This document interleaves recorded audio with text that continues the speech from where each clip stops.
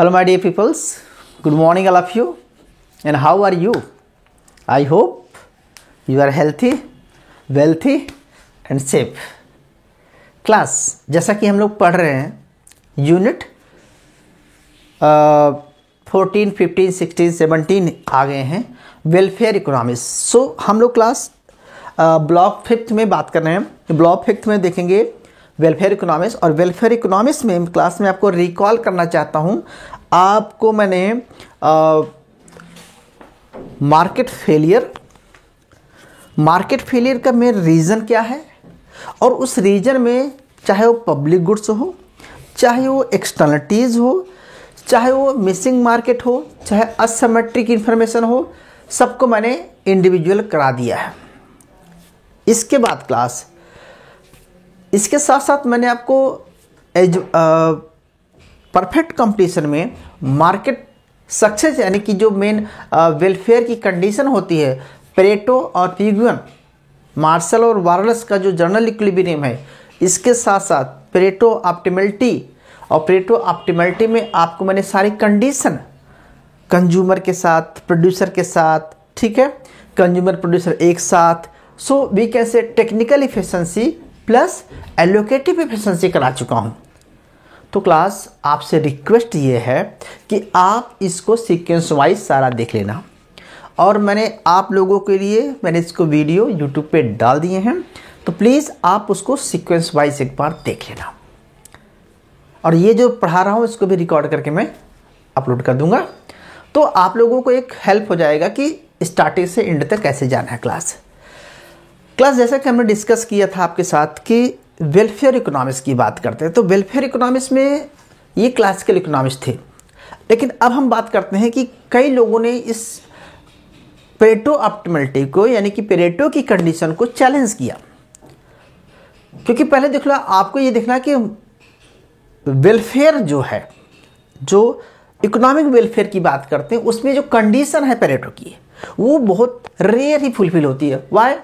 हो ही नहीं सकती, बिकॉज बात करता है परफेक्ट कंपटीशन की बेटा, और जो परफेक्ट कंपटीशन में भैया कहीं मार्केट में होता नहीं, एग्जिस्ट ही नहीं करती है। तो परफेक्ट कंपटीशन एग्जिस्ट नहीं करती, इसका मतलब वो कंडीशन कौन कौन सी कंडीशन क्लास? अरे भाई, consumer efficiency, producer efficiency, allocative efficiency, और तीनों एफिशिएंसी या हम टेक्निकल एफिशिएंसी कह सकते हैं, ये कहाँ पर एग्जिस्ट करती है। अच्छा, दूसरा इन्होंने एक बात और बताई लोगों ने पेरेटो कंडीशन में कि बिना जब तक किसी को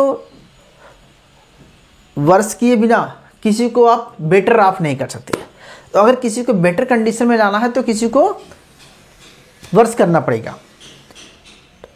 तो ये कंडीशन तब फुलफिल होती है जब परफेक्ट कंपटीशन होता है। तो लोगों ने कहा कि परफेक्ट कंपटीशन तो होती नहीं, तो ये कंडीशन फुलफिल कैसे होगी? तो सोशल वेलफेयर हो नहीं सकता। तो इसी के रिगार्डिंग हम क्लास पढ़ने वाले हैं न्यू वेलफेयर इकोनॉमिक्स, जिसमें से कुछ इकोनॉमिस्ट और आए और उन्होंने पेरेटो ऑप्टिमलिटी कंडीशन को थोड़ा सा और आगे बढ़ाया और उसको एक नया रूप दिया। और उसमें कौन कौन से आते हैं क्लास? जैसे पिगू, मार्शल, ये सब तो क्लासिकल थे। इसके बाद कार्डोर, हिक्स, सिटोवस्की, ठीक है, ये जो तीन इकोनॉमिस्ट थे, 3-4 इकोनॉमिस्ट थे, इनके हम इकोनॉमिक्स को मॉडर्न इकोनॉमिक्स बोलते हैं, मॉडर्न वेलफेयर इकोनॉमिक्स बोलते हैं। तो अब हम दूसरा क्राइटेरिया लेंगे जो कि हम कार्डोर, हिक्स का और सिटोवस्की का पढ़ाएंगे। तो सिटोवस्की का डबल क्राइटेरिया और हिक्स का क्राइटेरिया और कार्डोर के क्राइटेरिया की हम डिस्कस करने जा रहे हैं क्लास। लेकिन इसके पहले एक बार आपको रिकॉल करूंगा कि पेरेटो ऑप्टिमलिटी कंडीशन कैसे होती है, क्योंकि वहीं से बात स्टार्ट हो रही है बेटा जी। So are getting my point? You people getting my point what I am saying? So I think कि आपको मेरी बात समझ में आ रही होगी मैं कहना क्या चाह रहा हूँ। तो चलिए एक बार आपको रिकॉल कराते हैं क्लास, फिर हम आगे ले चलेंगे। अगर किसी को कोई डाउट हो तो you can ask me again without any hesitation. So people think Pareto optimality condition में आपको बताना चाहता हूँ। सबसे पहली बात परफेक्ट कंपटीशन की क्या होती है क्लास, कि परफेक्ट कंपटीशन में हम ये बोलते हैं कि ध्यान समझना बेटा है कि जो प्राइस होता है वो हमेशा मार्जिनल कॉस्ट के इक्वल होता है। अगर इसका मतलब होता है यहाँ पर परफेक्ट कंपटीशन है, यानी कि यहाँ पे जो पे कर रहा है उसको इतनी मार्जिनल यूटिलिटी मिल रही है, यही कह सकते हैं। कोई एक्स गुड्स है या एक्स कॉस्ट है तो एक्स को यूटिलिटी मिल रही है, तो इसका मतलब होता है कि जितनी कॉस्ट है उसको प्रोड्यूसर सेटिस्फाई है और जितनी कॉस्ट है कंज्यूमर सेटिस्फाई है। यही पढ़ते आए हम। एक चीज़ और ध्यान समझना, आपको बताए थे कि MRT, ठीक है, MRT क्या होता है? MRS marginal rate of substitution. MRS XY एक पर्सन का है कंजप्शन है, तो दूसरे पर्सन का कंजप्शन जो है MRS XY B पर्सन का। तो ये कहता है कि दोनों का जो इक्विलिब्रियम है वो क्या होना चाहिए? Price X upon price Y। ऐसा कर सकते हैं, या हम इसको ऐसे लिख सकते हैं क्लास कि marginal utility X upon marginal utility Y। It is consumer efficiency class. Okay, when consumer both are consumer satisfy, it means market में सबको, इकोनॉमी में सब जितने भी कंज्यूमर हैं सब सेटिस्फाई हैं। ओके, अच्छा, ये कंज्यूमर एफिशिएंसी है, क्लियर है। दूसरा क्लास होता है, सेकंड कंडीशन थी कि प्रोडक्शन का जो इनपुट है, लेबर कैपिटल है, वो प्रॉपर एलोकेट होना चाहिए।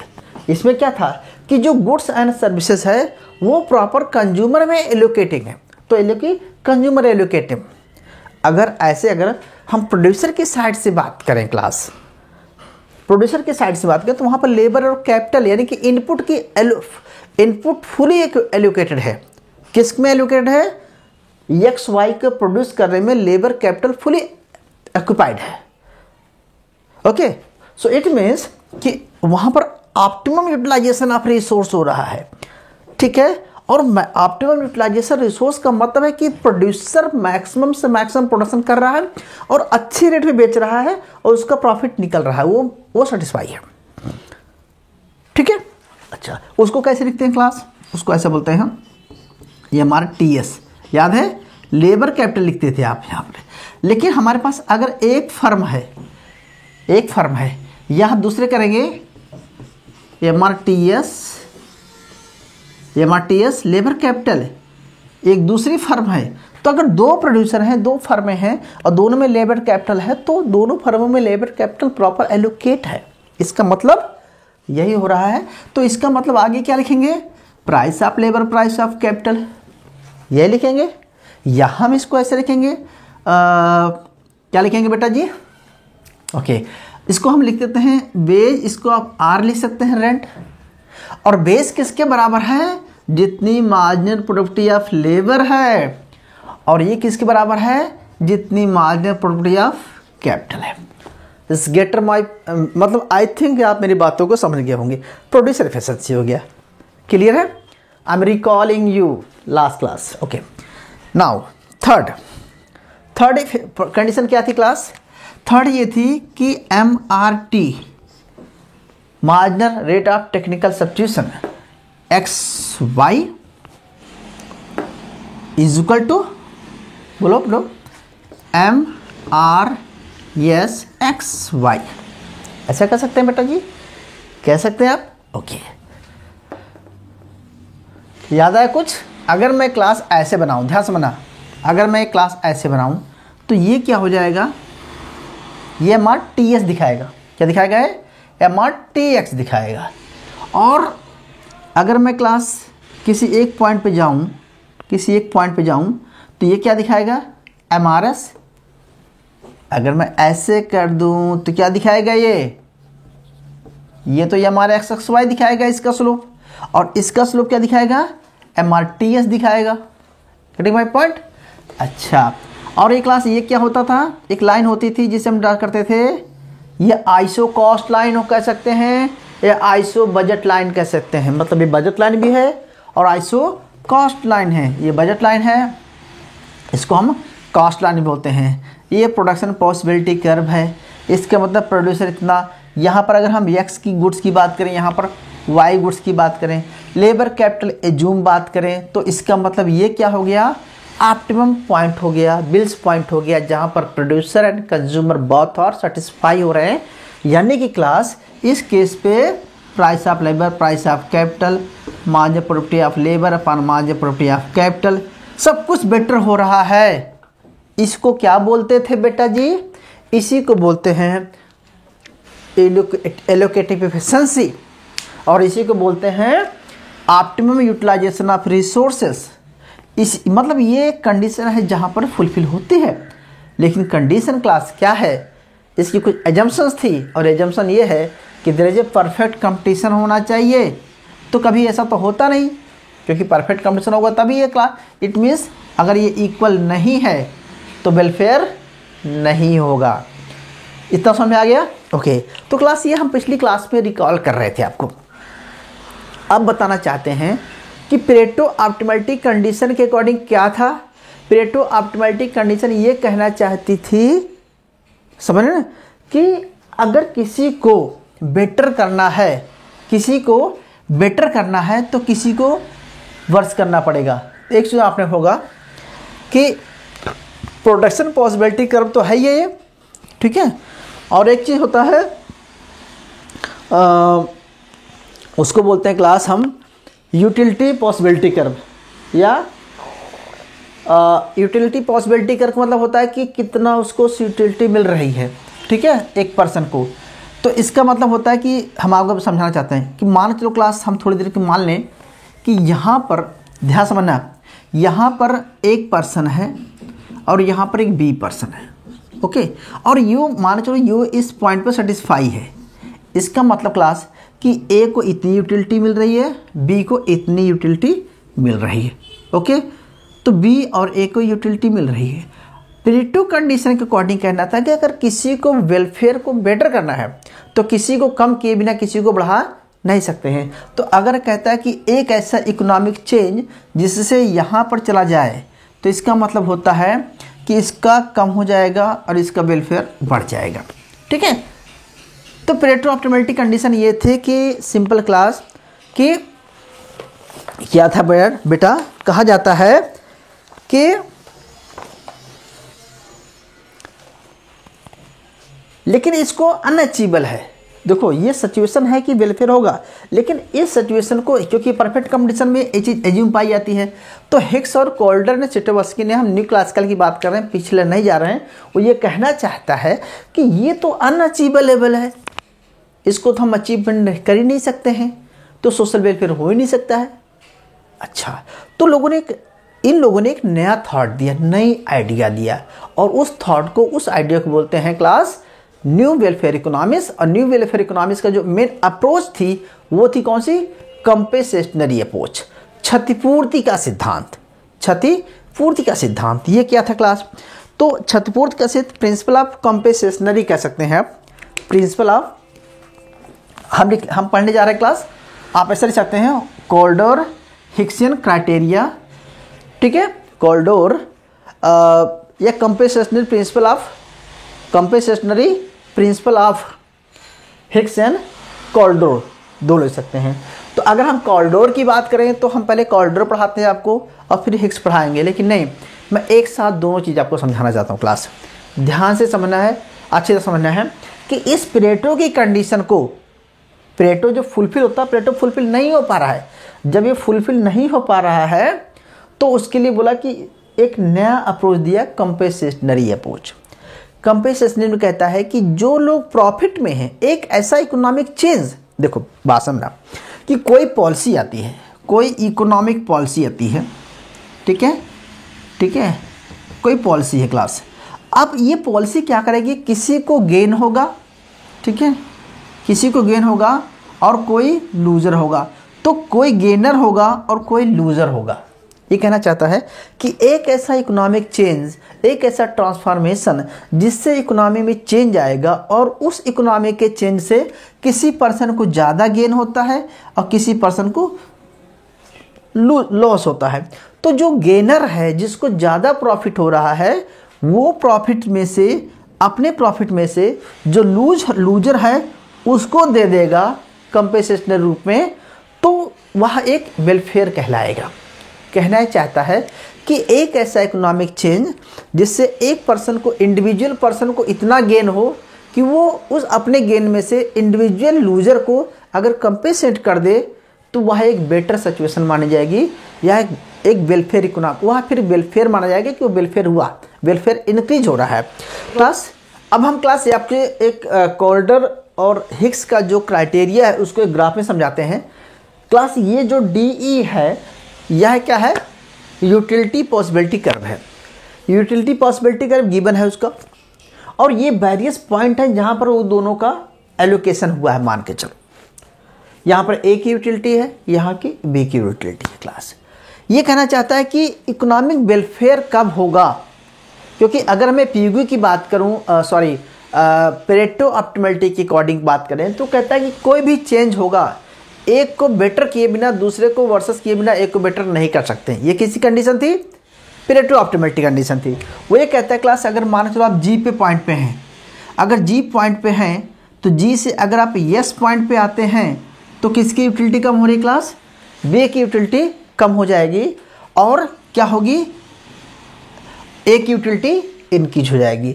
अगर आप G पॉइंट से अगर R पॉइंट पे आते हैं, अगर आप G से R की तरफ आते हैं, इसका मतलब क्या हुआ कि इस केस में जो है A की यूटिलिटी कम हो जाएगी और B की यूटिलिटी बढ़ जाएगी।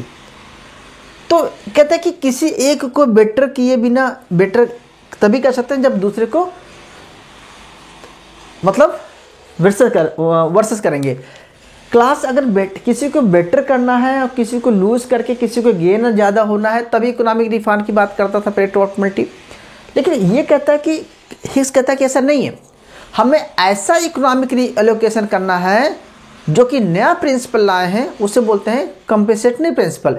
इसका मतलब होता है कि एक ऐसा रिकॉल, एक ऐसा रीएलोकेशन ऑफ रिसोर्सेस जिससे क्या होगा कि एक को गेनर हो दूसरे को लूजर हो, लेकिन गेन इतना हो कि वो लॉस जिसका लूज हो, जो लूजर है उसकी भरपाई कर दे, तो वो बेटर सिचुएशन में दोनों आ जाएंगे। क्लास इसी चीज़ को बताने का प्रयास करता है।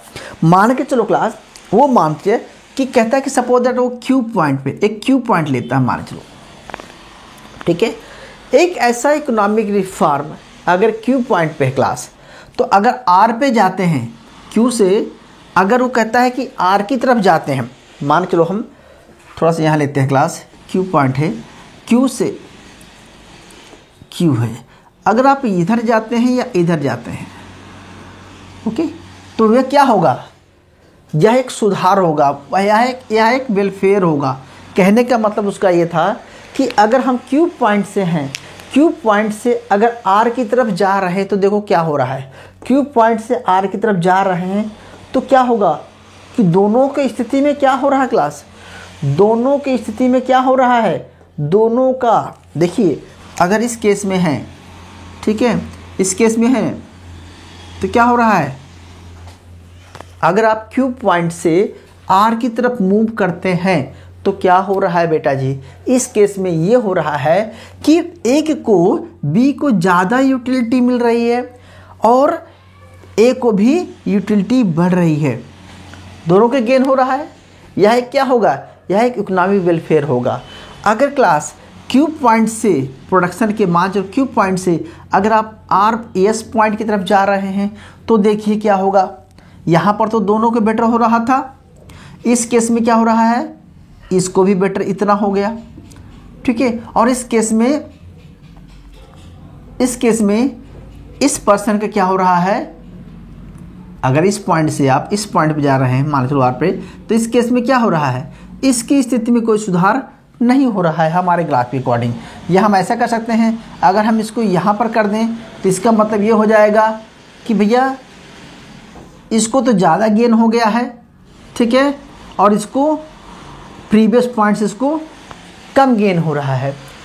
तो कहने का मतलब है क्लास यहाँ पर बताना क्या चाह रहा है, कॉल्डोर ये कहता है कि इकोनॉमिक रिफॉर्म, इकोनॉमिक वेलफेयर तभी होगा जब सपोज दैट इस केस में क्या हो रहा है, सपोज दैट इस केस में देखिए कि इस केस में किसका बेनिफिट ज़्यादा हो रहा है, इस केस में A पर्सन को यूटिलिटी ज़्यादा मिल रही है और इस केस में इसकी यूटिलिटी कम हो रही है।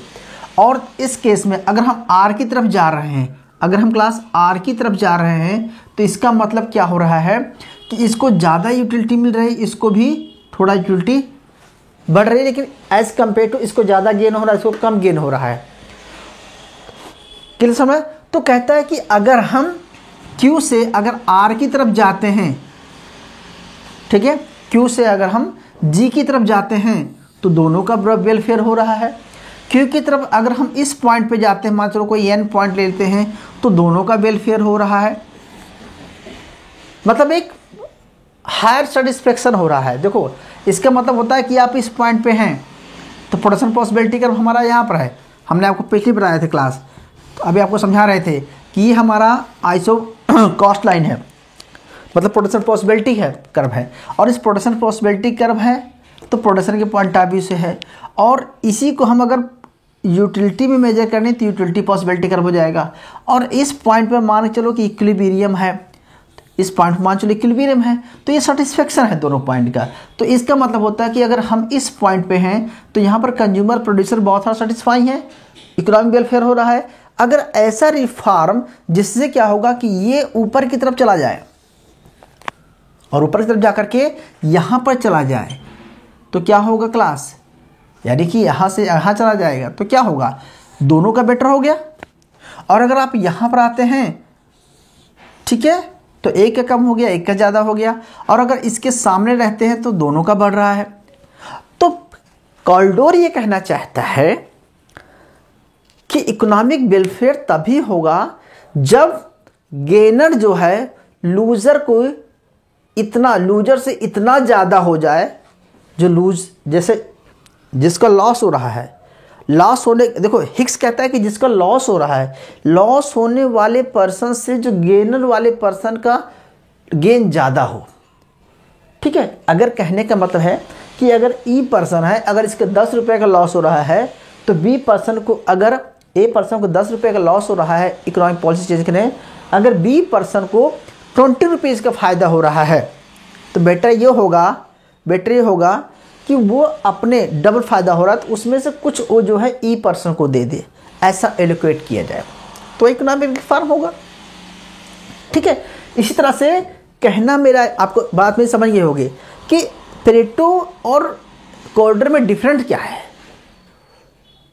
डिफरेंट यही है कि वो कहता है कि हमें री एलोकेशन करना पड़ेगा, और ऐसा एलोकेशन जिसमें एक को बेटर होना, दूसरे भी वर्सेस होगा, नो डाउट, एक किसी को लूज होता है, किसी को बेटर होता है, लेकिन जो बेटर कंडीशन में है वो लूजर कंडीशन को क्या करे, कंपेंसेट कर दे, वहाँ क्या होगा, इकोनॉमिक वेलफेयर होगा। यही इतनी बात आपको समझानी है क्लास, सिंपल सा यही समझाना है। अब इसको समझाने के लिए आपको मैंने बता दिया है। अब एक दूसरा एग्जाम्पल, दूसरा ग्राफ लेते हैं, फिर आपको बताते हैं हम।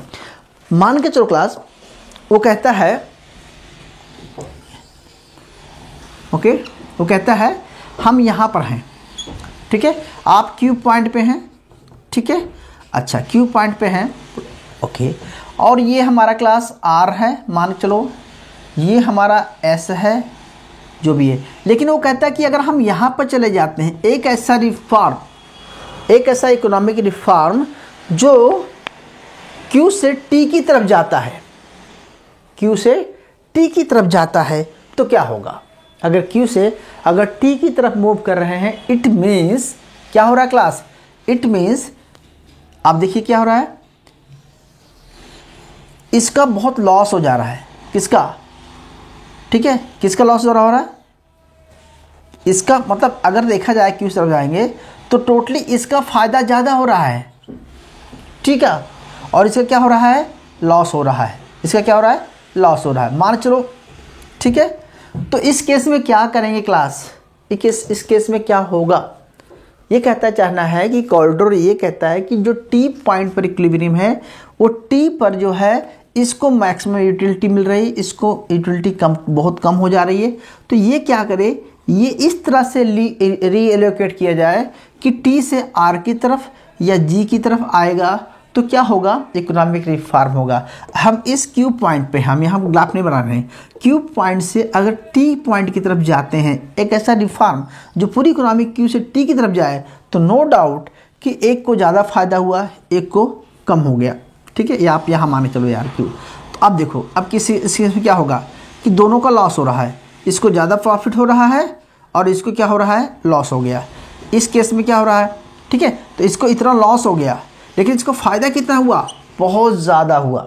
यानी कि जो बी पर्सन का इतना यूटिलिटी गेन हुआ है कि ए पर्सन की यूटिलिटी लॉस हुआ है, वह अगर चाहे तो इस गेन में से इससे लेकर के अगर हम इसको दे करके आर पे पहुंच जाएं, आर पे पहुंच जाएं तो दोनों ही बेटर सिचुएशन में आ जाएंगे, या जी पे पहुंच जाएं तो दोनों ही बेटर सिचुएशन में आ जाएंगे। कहना यही चाहता है क्लास कि एक ऐसा पॉलिसी रिफॉर्म, एक ऐसा इकोनॉमिक रिफॉर्म जो ऐसा रिसोर्सेज का एलोकेशन करे, चाहे वो कंज्यूमर के पॉइंट ऑफ व्यू से हो, चाहे बायर की पॉइंट ऑफ व्यू से हो, चाहे सेलर की पॉइंट ऑफ व्यू से हो, चाहे प्रोड्यूसर की पॉइंट ऑफ व्यू से हो। हमने जो कंडीशन पढ़ी थी पीरियडो की, उस कंडीशन में चेंज हो जाए और चेंज होने से जो ऑप्टिमम पॉइंट है, जैसे हमारा ये ऑप्टिमम पॉइंट था, फिर ये ऑप्टिमम पॉइंट जाएगा, ठीक है, स्टार्टिंग हमारा ऑप्टिमम पॉइंट ये था, ठीक है, तो यहाँ पर बजट लाइन थी, अभी हमारा सब कुछ यहाँ पर गया, फिर यहाँ जाएगा, तो क्या होगा, मेरी बात समझे ना, मैं आपको समझाना क्या चाह रहा हूँ, समझ गए होंगे कि सेटिस्फेक्शन लेवल, मैक्सिमाइजेशन लेवल जो है दोनों का बढ़ जाएगा और बेटर कंडीशन में आ जाएंगे, क्योंकि दोनों बेटर कंडीशन में आ जाएंगे। तो क्लास ये एक कॉरिडोर का मॉडल था और इसी में आप हिक्सियन मॉडल भी बता सकते हैं, हिक्सियन को सेम तरीके से समझा सकते हैं, या आप दो ग्राफ इंडिविजुअली ऐसे बना सकते हैं, ठीक है। तो ये समझाने के लिए आपको मैंने दो अलग अलग ग्राफ बनाए। तो क्लास मेरी उम्मीद, मैं आपको इतना कहना चाहता हूँ कि मेरी बातें आप तक क्लियर हो गई होंगी। सिंपल सा है कि जो पेरेटो ऑप्टिमल कंडीशन है उसको अचीवमेंट नहीं हो पाती है, इसके लिए कंपेंसेटरी है, कंपेंसेटरी में कॉरिडोर हिक्स ने दिया।